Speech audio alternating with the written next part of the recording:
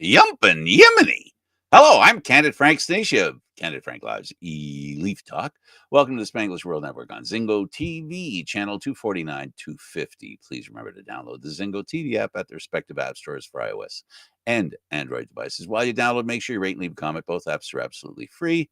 Zingo TV is available on Google Chromecast, Amazon Fire, Fire TV sticks, Roku sticks, and also on all smart TVs 2016 forward. Now on Leaf Talk, the one, the only, Aaron William Freeland.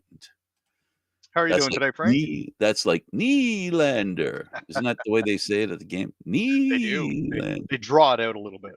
Nylander. Well, here we are to talk about the Maple Leafs, and they are now actually, factually, and indubitably in first place in their division. When the season started, there were a lot of people that said, the experts. Okay, I may think an expert's different than you might think an expert is, but the experts that I listen to, usually the ones in the mirror, they tell me that this is the year that the Leafs have to finish first. They have to finish first. They haven't done that in a while. And maybe that would have offered them an opportunity to maybe a better shot to getting in the playoffs. Now, I actually don't believe that, because the difference between the top team and the eighth team in the Atlantic and in the Eastern Division, I should say, or Eastern Conference, I should say, to be accurate, it's really not that much, Aaron. So this team's playing really well right now. They're in first place. But the difference between them and, let's say, the New York Rangers, I don't think is a lot. I think right now the Rangers they've lost track of what's right, how to play. And this was a team that looked like they were the best in the conference there for a second. It feels like the Rangers have forgotten how to hockey. And in particular, it seems like the front office has forgotten how to hockey. Oh, boy, what's going on there? That looked like the Ballard years there. I'm not sure exactly what happened, but I can say that Jacob Trouba is now an Anaheim Duck. So that is a rather fascinating turn of events. Some suggest that Jacob Trouba got ducked. Well, I mean, certainly nobody's ever used the term Jacob Trouba duck in that particular sentence before. Jacob Trouba duck for sure. Yeah. Oh, that's something. I wonder what happened that got him. Do we know why he got the kind of the bum's rush? Didn't he? He definitely did.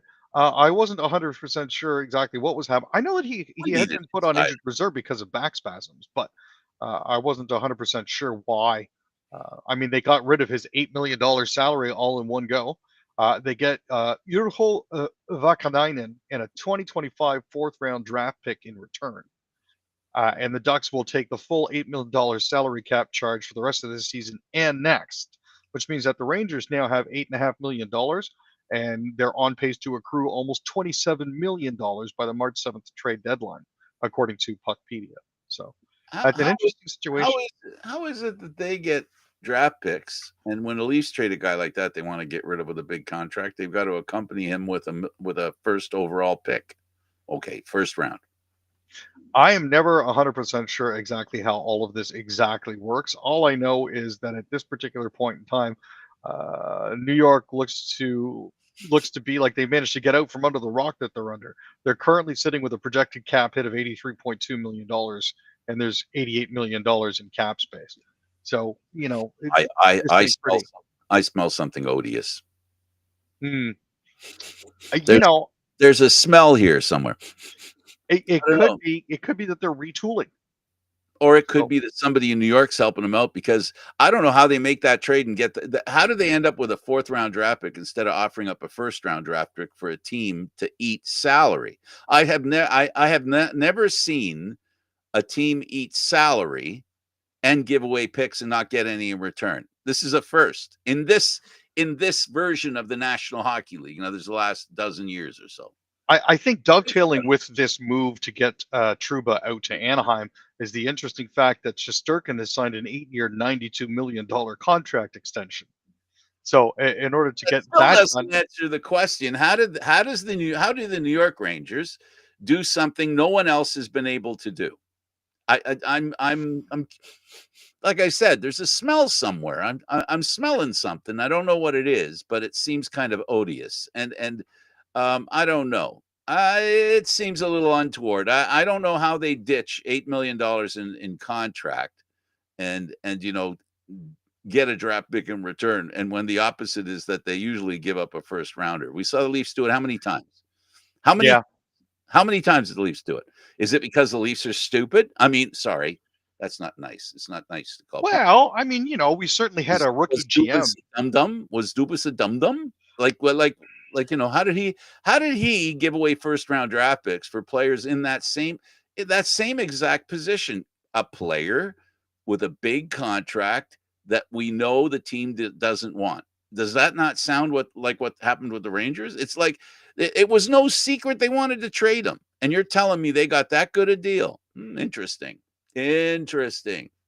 I think what makes it really interesting is the fact that he wanted to stay in New York because his spouse is a doctor there. So I'm not sure if she's going to be moving to if she's going to be moving to the East Coast with him and the children, or what. Um, That doesn't have anything to do with the National Hockey League player. If NHL players who get paid $8 million a year get to decide where they go because where their spouse is working and you're making 8 million, I don't think so. I think the 8 million kind of says something. It kind of says, you know what? You're in. You're all in, buddy. So this is unusual because I'm really, to quote a great radio guy, I'm exposing my Spockian eye here. I mean, there's something weird going on here that trade happens the way it does. But we're not here to talk about the Rangers. We're here to talk about Austin Matthews, who scored 2 goals, more than one, in one game for the very, very, very, very, get this, folks, first time this year. And he did it, 13 times last year or 19 times, something like that?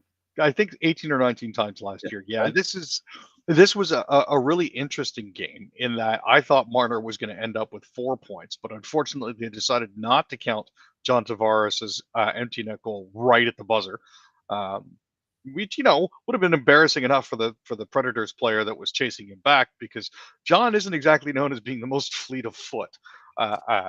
John Tavares and wins a foot race are Yeah. generally not sentences that are used in the NHL. Embarrassed. They're embarrassed because that's the 4th game in a row they lost 3-2. And not only that, they turned They're around going, let it count. Let the goal count. Come on, let the goal count. and so that was their 5th straight loss. We'll be talking about the Predators a little bit later in our third period, I think. Yeah. But yeah, Marner got 3 assists. The Leafs won for the 10th time in 12 games.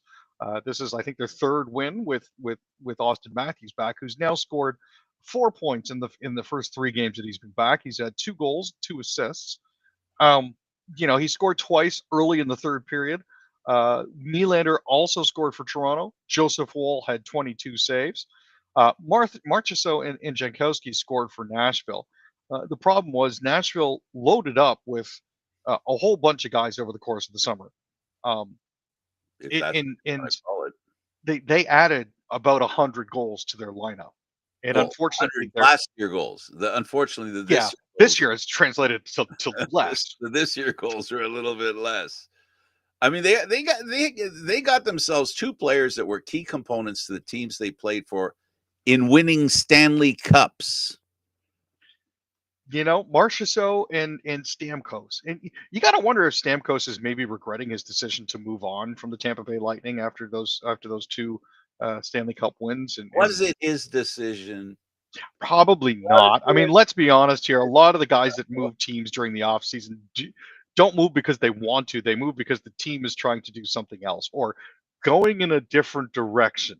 So He was in the same boat that unfortunately Tavares is in. The yeah. question of being over the hill, not today, but tomorrow. And if you want a contract with some duration, then they're going to look at you as who are you going to be towards the end of the contract. Yeah. So look, Stamkos has had a wonderful career. He's won a bunch of Stanley Cups. I think he has a Hall of Fame career that he already has accomplished. I think the Hall of Fame There's no problem with him making a Hall of Fame. But when you're a player like that who's accustomed to being paid the amount that he was being paid, and and the importance that he was to that team, it is not easy to walk away from that. And you know what else isn't easy? I love the description yesterday on the broadcast when they talked about, when you wonder why a player goes from one year scoring a lot of goals to another year where he's right. And I liked what was said on the broadcast, Aaron. I think there's a lot of truth in that. He moves from Tampa, to Nashville, and now he's trying to figure out where the laundromat is. He's trying to figure out where the school is that his kids are going. His wife's figuring what she's going to do, where she's going to go. Everything is new and everything requires adjustment. When he was in Tampa last year, all he had to think about was jumping out of the house. Everything was automatic. He knew where to get his coffee. He knew how long it would take to the arena. He knew the ice. He knew everybody at the arena so that he could do what he wants to do. And now all of a sudden he's in a different world. And the same is true for Marchessault. So it's hard for a player that's been with one team for a long time and then adjust accordingly, right? I don't remember if we had that adjustment period with Tavares. I think he was pretty good. Well, no, he did have a slow start as a Leaf, didn't he? A little bit. I mean, he was still hovering right around a point a game, which is where he's been his entire career, pretty much. But it felt like a slower start. Um, Certainly, coming into the last couple of years of his contract here, he's definitely on fire. Um, but at the same time, yeah, there was a bit of a slow start. So that is it is what it is. You He's know. playing well. He, Yep. give it, a split second could have made the difference between, 4-2, 3-2. As far as the team's concerned, it really doesn't matter because the team won. And they won again, and they've been really strong at home, Aaron. If I remember correctly, they had a slow start at home this year. They've really turned that around, I think. Well, they didn't jump out to massive leads when it came to playing at home. I mean, they're currently 12-3-0 at home. They're 4-4-2 on the road. So home cooking is definitely what seems to get it done for this team.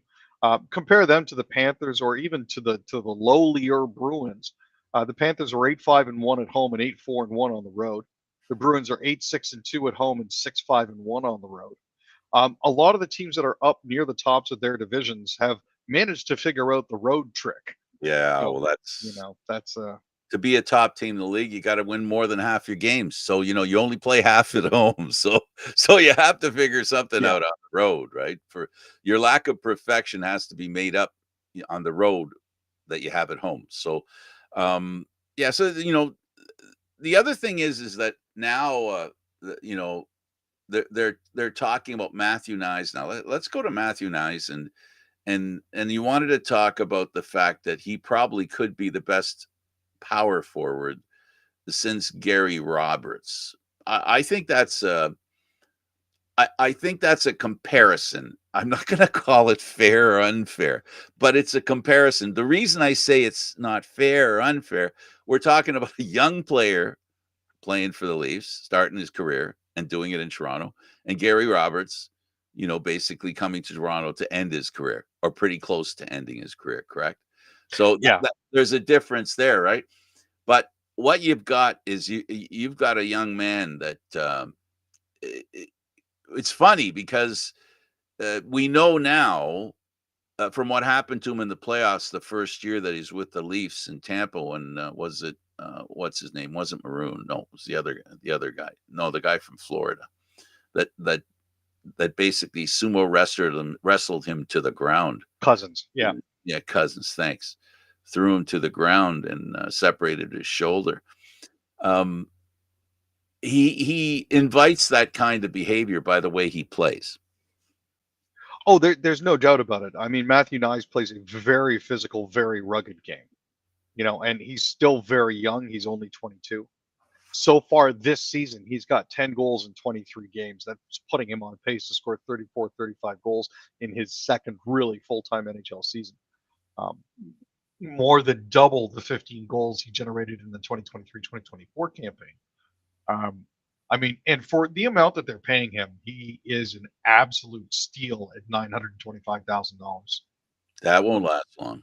No, oh no, guaranteed. Once he's done his entry level contract, that's going to he's going to basically fall into the same category as all those players that get a Five huge plus. raise in pay.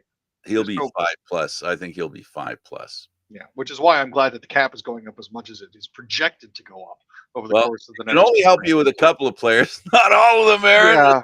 This is the problem, right? Like it's like when you get a raise, right? Okay, so we can get the double burger instead of the single. I mean, they but you know what? Regardless of that, that's a concern for another day. Maybe the trade deadline be the next time. The season starts, the trade deadline. That's when the cap is an issue. The rest of the time, the cap fluctuates because of injuries, as we've learned, right? Yeah. So injuries are a way of, for example, we've got Hakanpää, who has played one game for the Leafs or two? 2, I think. He basically had an in NHL conditioning stint before Yeah, they put him and back on LTIR. and the reason I mention this is because the cap is an issue, and here he is unable to play for the Leafs because of some knee surgery. And here he is, Finland, saying, well, he's going to be in our defense. He's not healthy enough to play, but I guess you figure in February he'll be fine. Well, that's the thinking, right? I mean, there's still months to go before we get there. I mean, not only is he on IR right now, but Dakota Mermis has also gone on LTIR. I mean, he's only making 775 grand as Yeah, compared but to it the is what it Hakanpää's is. 1.47 million. Yeah, I mean, it is what it is. And yeah, Hakanpää's only signed through the end of this year, so you know, it, Yeah, he might even play this year. fingers crossed. I'd like to see him on the ice. Well, if he's playing for Team Finland on defense, it means he's a pretty good player. The Yeah. Finns put together a pretty good squad. They're a pretty good hockey country, right? So that makes you go, oh, not a bad player. But the money he's going to get, is not that much. I don't think after this year he's going to ask for much more. I don't think. Well, he might get it, but I guess it depends how he plays. Let's talk about. Let's go through the news real quick. So a CEO of a health company assassinated. Aaron, when I saw this, I was like, I got to be honest with you. The more frustrated people get, the more chance there is that something like this is going to happen. And the more, I'm not justifying it. Please don't, nobody accuse me of justifying it. But I am concerned with the more people don't have, and the more your average citizen doesn't have, the more frustrations there's going to be. And when you have it in a country where guns are like, they come out of gumball machines almost, you're going to have a crazy person end up with a gun, or a very unhappy person, because nobody's keeping track of who's unhappy enough to do something with a gun. No, and understand, I don't condone assassinations. I am not happy Nope. about this, nor am I sad or overly upset. It is an event that happened. But Well, it let's has bear nothing to do with you. The no, reason you don't feel sad, you don't really know the person. You don't have a no. personal relationship. I mean, the thing that we have to bear in mind is UHC, or United Healthcare, has a known track record of denying insurance claims for 32% of the applications that they receive. Um, in conjunction with that, they allowed one of their websites to be breached and decided to pay the ransom in Bitcoin to a hacking group that had access to 100 million of their records, exposing people's sensitive information. Now, based on that, and based on the fact that they were denying 32% of claims, leads me to believe that it is very possible that they have severely inconvenienced and negatively affected families through the policy choices that they're making when it comes to this sort of thing. This does not justify the murder of a CEO, but No, it does make it understandable. You are going to create enemies. not understandable. It creates a motivation. Yes. It's not And understandable. I don't understand it. Killing somebody is not something I can understand. Sorry, yeah, Aaron, I don't mean to no, correct you. no, I understand, and I appreciate that, Frank. I appreciate the clarification. What was written on the shell casings that were found at the attack were deny, defend, and depose. This is part of the cycle that insurance companies will go through. They'll deny coverage, they'll defend their denial of coverage, and then they'll go to court and depose you. That is basically their playbook when it comes to this sort of thing. Um, the people's reactions to this have been incredibly dark. Um, I think the people's reactions are uh, it's very very dark humor that is coming out of all of this. I don't Um, know if I could call it humor. well, and again, No, I haven't seen it, Aaron. I'm sorry. I'm oh, presupposing something. right, I haven't seen the conversation. I just yeah, again, we're talking about a parent, a father of two young boys. hmm, We're talking about a family. yep, we Um, are, but and no, no, you're pointing something out that people don't want to hear. And that's why I'm being very careful because people mhm, don't want to hear because I'm gonna fall not necessarily 100% with you in line with you, but I will say it this way very quickly. Um, if people are hurt by a company and there's no guns available, this doesn't happen. they will throw paint at them. They Mhm. will maybe even manufacture a bomb, maybe do something like that. This is the world we live in, and this is the sad thing about when corporate irresponsibility becomes the norm. A reaction to their irresponsibility is you're just going to feed it. It again, it's not deserved.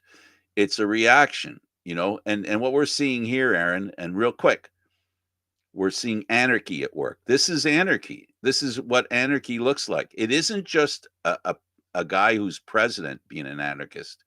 Individuals can be anarchists. In other words, an individual that decides there's no other way to deal with this than me do it myself and do it with a gun. And that's sad. To me, that's sad. That's a sad reflection of our society. Now, the same day that this actually happened, Anthem Blue Cross Blue Shield also announced that in Connecticut, Michigan, and New York, they would be time limiting the amount of anesthesia that could be used in surgical procedures. Meaning, if somebody's surgery went longer than a certain predetermined specified time by the insurance company, they would cut off anesthesia to those particular patients. So again, as someone who has universal health care, this approach, quite frankly, flummoxes me. I'm not able to wrap It's my head around how you could seek to do this to another human if being. if if So if people are people, we think differently than when people are numbers. And this fair, is the problem. When you start treating people like numbers, the pain that they feel, the risk that you make them take is something you don't feel. So you don't see how angry they are. And this guy is, like when you do a survey and you survey over 100 people and you get their opinion on something, hmm, right? So now what you got is this guy is part of the survey. That there's a guy who's willing to kill somebody. How many people are unhappy to the point before they get to his point? Do you follow what I'm saying? yeah, Is the tip of the iceberg. If they think that this is just, they try to wash it off like some lunatic, and when people use the word radicalization, right? This guy, I'll bet dollars to donuts, I have no idea, I don't know, but if he's just an ordinary person who did this and wrote those words on those bullets, he was motivated to kill based on what the guy he killed represented, not the father of two children, but what he represented. And that's when people are dehumanized by insurance companies, people can also dehumanize the people that work for the insurance companies. We're seeing that in play here. That's what's going yeah. on here. No, for sure. I mean, basically, what it's boiled down to is Brian Thompson is no longer Brian Thompson the person. Brian Thompson, the separated father. Brian Thompson, he represents for a lot of people what is wrong, because his salary is in the tens of millions of dollars, whereas people that work for him are making a pittance, and while they may be working 40 hours a week, they still rely on welfare. Meanwhile, the company gets donations, the company gets support. you know um, as it currently stands, because of the breach that they suffered in February that affected 100 million people, there are hundreds of clinics that they were working with that went bankrupt because they couldn't pay them. So, as a favor to those doctors from those bankruptcy clinics, United Healthcare bought the clinics. So now not only do they own clinics, but they're also providing the insurance for those clinics, which is kind of a little bit of a conflict of interest. You're it's yeah, it's a not good, entirely bad, really Well, stupid situation. So this is like when somebody takes a shot at Trump, they can say all they want that it has to do with democracy, or it has to do with Democrats, or it has to be with this, it has to be with that. But it might be just as simple as somebody's just pissed off at somebody for yep, some reason. They don't. I know we like to talk about the use of guns, and when it comes to people who shoot up schools, there's definitely something wrong with them. But this isn't that. This is not that. This is something that was done, and the evidence is pointing to it. That it's undeniable. Somebody was stating a fact when they put those words on that bullet, and what those words represent. They were sending a message of why they were angry. They were sending a message, and I don't know if the message will be received, or if it'll just be, let's get this guy who shot this guy, and let's not worry about why he did it. Not worrying about why he did it, because this isn't plain insanity. This is a little insanity side-ish, insanity-ish. It's not total insanity where somebody was. I don't think this guy, that was a pretty lucid thing to write on 3 bullets. It's yikes. It's scary. It is scary that we live in a world today where politicians, businesses do things that can anger a very large group of people, of which one will come out and do something like this. And that, for you and I agree with you 100% this looks like one of those things where somebody's pissed. We've seen movies about it. We've seen John TV Q. shows about it. Yeah. we've Here's what's bonkers in all of this, Frank, is United Healthcare is still set to bring in $280 billion in revenue this year, despite having a cyber attack that compromised thousands and millions of people's healthcare information, payment information, personal information. Despite them allowing doctors' offices to go bankrupt and buying them out for pennies on the dollar as a favor while charging them interest.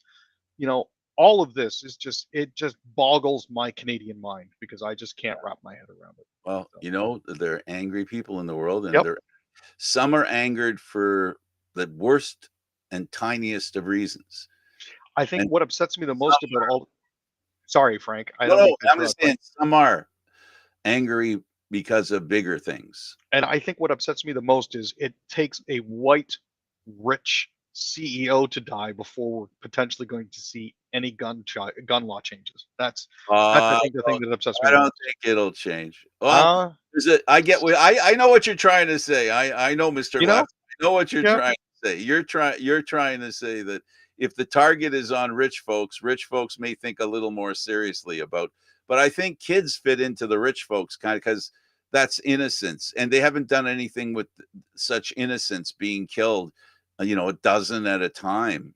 That it's just the guns thing, and this guy had a silencer on the gun as well, which they were saying they'd never seen in New York. That's the first time they've seen a gun like that in New York. Period. Hmm. Period. This is new territory. When it first happened, it looked like a hit, and it looked like the guy was a professional. I don't know what a professional hitman looks like except for in the movies. I have a feeling the movies, they use artistic license. You know what I mean? What is a what is a what is a what does a hitman really look like? I don't know. If they're saying that's what he looks like, I could buy it. You know, but he wasn't as smart as maybe some people are pointing out. He went to uh geez the coffee shop. Oh my goodness. Yeah, he went to the Starbucks beforehand. Yeah, Starbucks. I think it's yeah. Starbucks. He went there, and they've got a picture of him. So facial recognition is at work. Well, and I guess the question is, if anybody does really know who he is, will they report him? Well, it depends who he knows, I Well, guess, right? I mean, this could be one of those sort of Robin Hood-esque sort of moments where they I wouldn't. appreciate what he's done. I don't know. I, you know, As far as my recollection, and of course, Robin Hood is he's not wasn't a real person, right? It was just it was a book. It was a story. It was he was a guy who stole from the rich and gave to the poor. But they never emphasized his killing. He wasn't really a killer, at least not in the washed version of Robin Hood. We didn't see too much killing going on. This is killing. This is wrong. This is wrong on so many levels. So many levels. But anyway, let's get on to let's go right to hockey and let's go to basketball. Let's go to the Raptors. Oh boy, they look terrible. I watched this game. This was, oh my gosh. The first half, fewest points the Raptors have ever scored. that bad, huh? I mean, I know Michelle and I were only flipping back and forth, but Oklahoma City just apparently put on a clinic in both ends. I mean, we turned in at one point, saw the Raptors were down by 30, and went, nope. Yeah, Alexander was awesome. I know Rajakovic specifically called out Ledort, one of the league's most fearsome defenders. R.J. Barrett was his assignment, and Ledort held him to 5 for 16 shooting, and 1 for 7 from 3 for 17 points. But this is one of those things where you're desperately searching for any sort of bright light in the darkness. That was really not a pretty game to watch in the slightest. So, absolutely. Let's go to the third period and let's go to hockey. We only got a couple of seconds left. Do we have anything we want to say about the Leafs before we go? Well, Austin Matthews made Team America. Mitch Marner made Team Canada. Yep. So Nylander made Sweden. Yep. All of the usual suspects. So we've got a Leaf per team. Pretty much, which is roughly the way what it works out. The Hyman snub. You can only bring a certain amount of players. And unfortunately, Zach didn't quite make the cut this time. He's off to a slow start. Well, he's not as on fire as he was last year, Aaron. Far too many for his own good, put it that way. He set the bar way too high. I think also what the experts and I mean, I have my own thoughts, but I use experts to sort of underpin what I believe.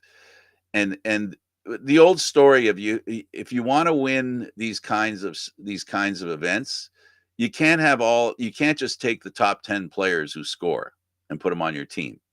There's roles that have to be played. And Hyman, unfortunately, if last year he showed more of the Hyman that we knew here in Toronto, he might be on the team.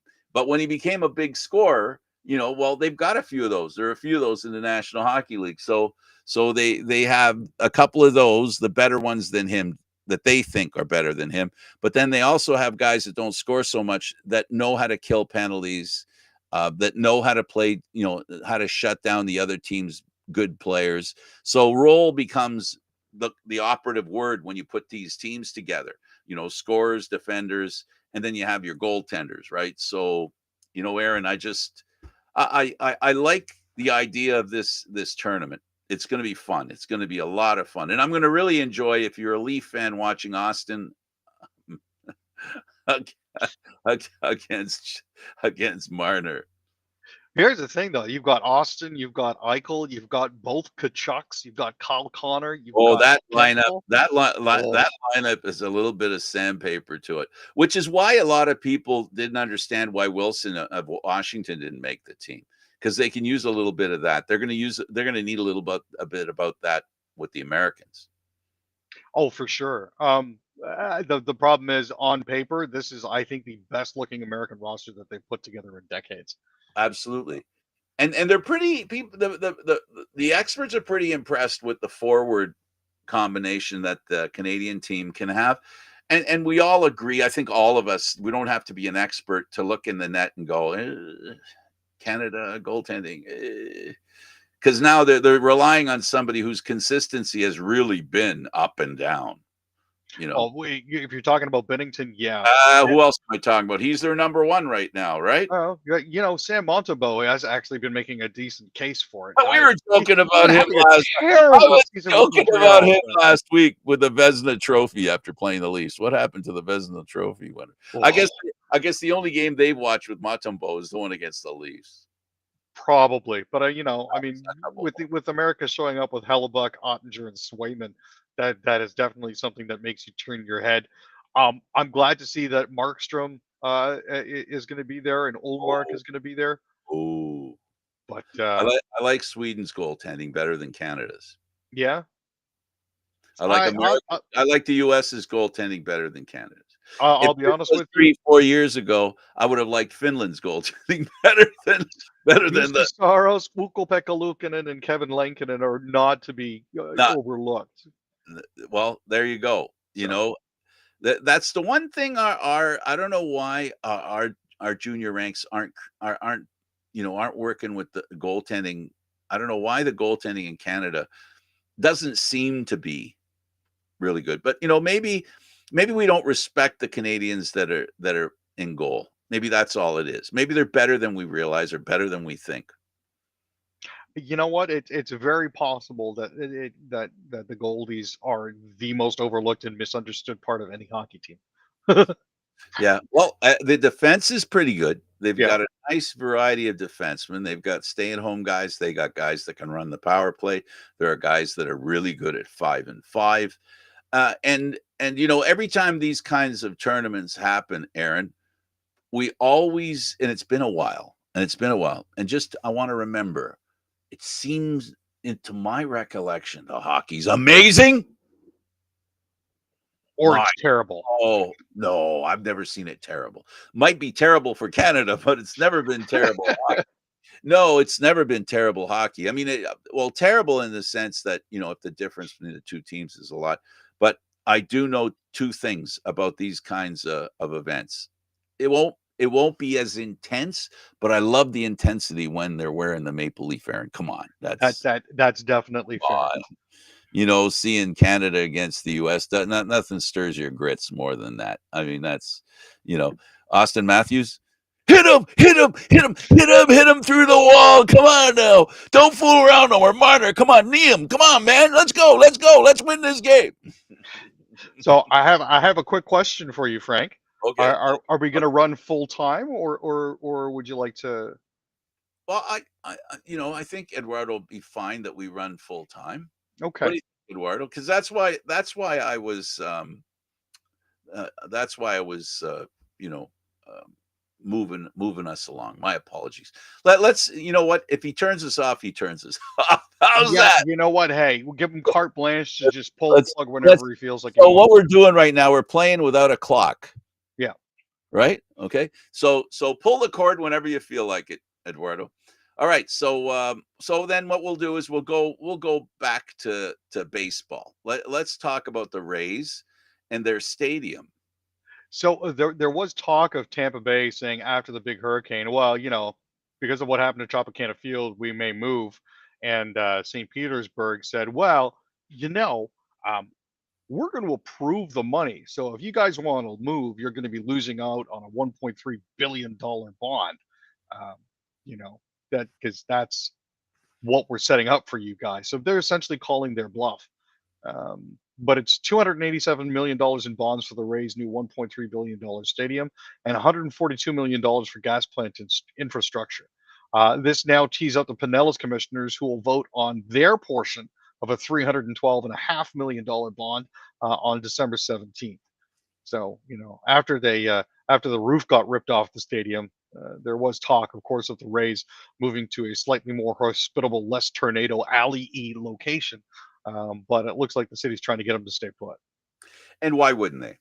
Exactly.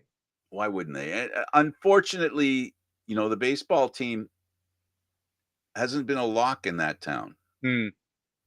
So one has to wonder. So they haven't had a lot of success in Tampa, and it'd really be a shame if they spent all that money and the team. Like there's talk. There was talk that the Expos, the Expo. I'm calling them the Expos. The Montreal team, which would be called the Expos if they came back, half the games would be played in Montreal. Remember, there was that Yep. conversation. So there has been a conversation that Tampa was on the way out, and Montreal was more than willing to be hospitable to any level that they could. And I'm all for it too. Nothing would be nicer than seeing the Expos come back to Major League Baseball Oh, and most definitely. join. Yeah, I'd love to see something like that. that would be great. Okay, let's talk about what you really love to talk about, Tiddlywinks. No, I mean F1. So, for those of you who are fans of the Dutch Grand Prix at the Zandvoort racetrack, that is looking to be removed from the schedule, unfortunately, after the end of the 5-year contract that they currently have in 2026. So, if you're planning on seeing the Dutch Grand Prix at Zandvoort anytime soon, um, the track is in a holiday town on the North Sea coast. It's been struggling to make the event work financially, despite sellout crowds tending to support Max Verstappen. Um, he won the first 3 races after Zandvoort returned, um, but it's been touch and go for them just because of increasing costs. Um, that's the problem that they're running into here. Stefano Domenicali says the Dutch Grand Prix has raised the bar for European Grand Prix in terms of event spectacle and entertainment, but unfortunately, they've got to find a financial situation to actually make it viable. Because at the end of the day, Liberty Media is in it to make money. And if they have racetracks that aren't making them money, they just as soon drop them. Well, good. Hope it all works out. Let's go to the third period. We'll start with the Habs, and the Canadians beat the Predators 3-0. They seem to be lining up real well. Yeah, Lining up. Never mind. you know what? Got a goal in his first game back, so that was a A really, really typical big goal. help for them. A typical goal for him. Oh yeah, head Proud. down and muscle it past the goalie. Great addition for Montreal. Will it be enough to give them a push to the playoffs? We're going to find out. They're on a roll right now. I think they've won 2 in a row, haven't they, with them? They have, yeah, and that is, like I said, 6 straight losses for the Predators is never a good thing, obviously. Predator. Um, but Predator. they're wrapping up their 3-game Canadian road trip on Saturday with a visit to see the Ottawa Senators. So there's, technically speaking, a bit of a battle of the basement there. Yeah. We'll see about that. Let's talk about Norris and his second goal. 41 seconds left to lift the Senators over the Red Wings. 2-1. Yeah, that game was a nail biter all the way through. The Senators appeared to take a 2-0 lead in the second period on a power play goal by Drake Batherson, but the Red Wings challenged, and it was actually ruled as offside. Now, the Senators opened the scoring at 12:15 of the first period when Norris was able to get his own rebound and put it past Billy Husso. But Detroit tied it at 6:15 of the third on a 4-on-3 advantage. The Brent Cat caught Olmark way out of position, which unfortunately happens a lot for his 11th goal of the season. Um, but yeah, Norris's goal with 46 seconds left was just a nice little capper for it. It may have been Norris scoring, but it was, yes, we're winning. Good for Ottawa. Excellent. Adam Lowry scores an OT, gives the Jets a 3-2 win. Yeah, it was 3:49 into overtime.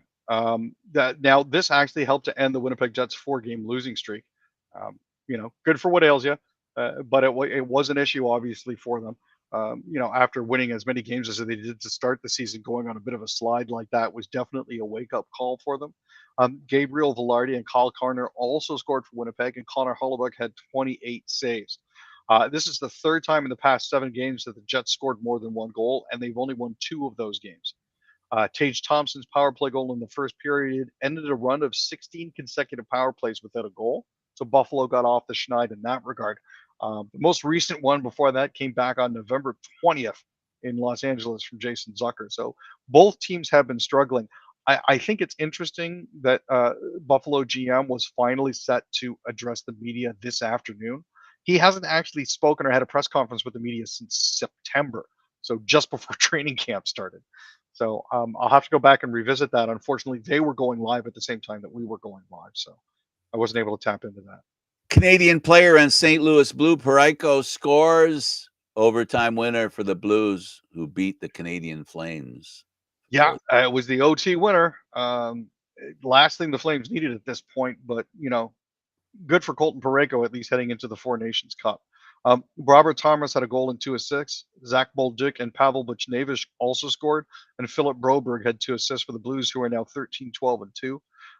Both Parayko and Binnington were named to Canada's roster for February's Four Nations Face-Off.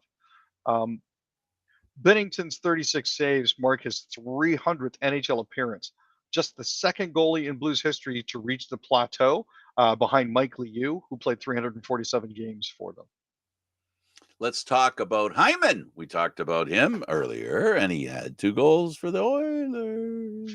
Yeah, now Hyman had actually missed the last 5 games with an injury.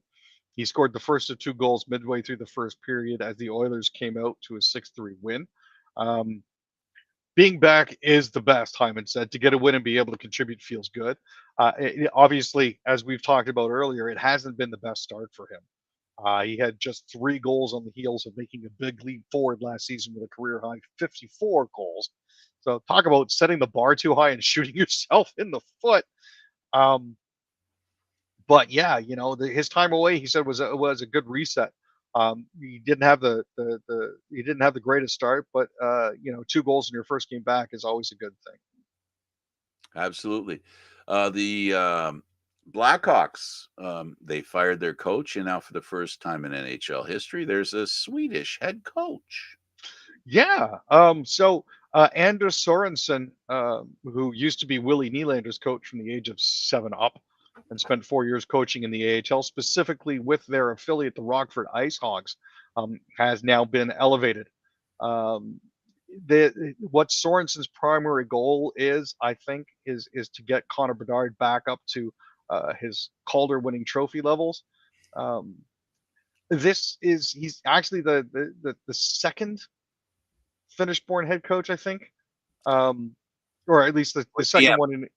There's a Finnish GM. Wasn't Nashville before he got fired? Was it Nashville or Columbus? Columbus. Yeah. Finnish But GM. also, you have to remember Alpo Suhonen was the first Finnish-born head coach. And so now he's the first Swedish-born head coach. There we go. So it's Scandinavian. And again, it's the whole you got to look outside of the box to try to find these guys, because obviously for Chicago, the same 30 trusted hockey men just weren't getting the job done. The coaching carousel has to be changed at some point. Well, we've seen it in the CFL where the coach, the definition of who coaches in the CFL has changed drastically. You don't have to have experience as a coach in the CFL to become a coach in the CFL, which it's intuitive. It isn't counterintuitive, because you have to start somewhere. You have to be a coach somewhere to be a coach in the CFL. So let's talk about. I want to talk about a player and how you feel about him, Gurbenkin. How do you feel about Nikita Gurbenkin? I'll be honest with you. I have been happy to see the way that he's been performing. How about his chatter on the subway and around town? There's people that are getting on his case because of the stuff that he's saying. I think a lot of what he says and the effect it has is not because he's trying to do something. It's because his broken English and his lack of really having a firm grip on the English language it's part of it too, that he reaches for something that sounds like what he wants to say. So he's sideish when he talks. It's funny. I think he's funny, and I like he's an honest player, and I believe he isn't See, to me, he's one of those lunch bucket players. He's one of those players that will come in and day out give you a decent day's work. I also think because he is still learning English, some of his teammates are having a bit of a Mickey with him. Oh no, you think that's what's going on? Because do a lot of it. Lucy, you have some splaining to do. I just that whole back check, forecheck, paycheck thing is something that comes directly from a TV show called Letterkenny. Yeah. But it's also something that has been said in hockey circles as well. Oh, for sure. for sure, which is why it made it into the TV show, Are you which helped saying that he popularize it watches even more. Letterkenny? Is that how he's learning the English language? That I'm could I'm explain a lot of things. I'm willing to bet either he watches Letterkenny or his teammates do, and they're like, "Hey, the key to say this. It's hilarious. Trust me." I'm sure he doesn't know Letterkenny. I can nail him with some stuff from Letterkenny. Oh, that's terrible. If that's what they're doing to the poor guy. Well, you know Well, what? I think they're having a bit of fun with it. I think he's having fun with it too. I think a lot of it. That's the important thing. When Yeah, you when a person is not, if the person's in on the joke, it's good. It's fine. As long as they're in on the joke, in other words, they're a willing participant, it's fine. It's fine. Well, that was interesting, Aaron. Dude, for thanks sure. for doing this. I really appreciate it. Sorry about the slow start. Yeah, It happens. What are we gonna do? we had some technicalities. We certainly did. For Aaron William Freeland, I'm Candid Frank Stanisci. Thank you for watching Candid Frank Live's Leaf Talk, seen Fridays at 6 p.m. The show can also be heard on the Spanglish World Radio Network. For Leaf Talk, other news, entertainment, and sports programming we offer, check out spanglishworld.ca. Spanglish World. Watch it, hear it, read it, download it, and live it. Oh my goodness, it's December. We're going to have ourselves some really interesting hockey. It's going to start getting really intense. This is my favorite time of NHL in the year. 15 games in 31 days for the Maple Leafs, and they got Washington coming up It's a tonight. grind, and tonight they're playing the other team that's at the top of the conference. So this is going to be a good game. Ovechkin isn't in yet, but it'll be interesting. For sure. Can't wait to see it. Thanks for doing this. Not a problem, Frank. We'll see you Until Monday. next time.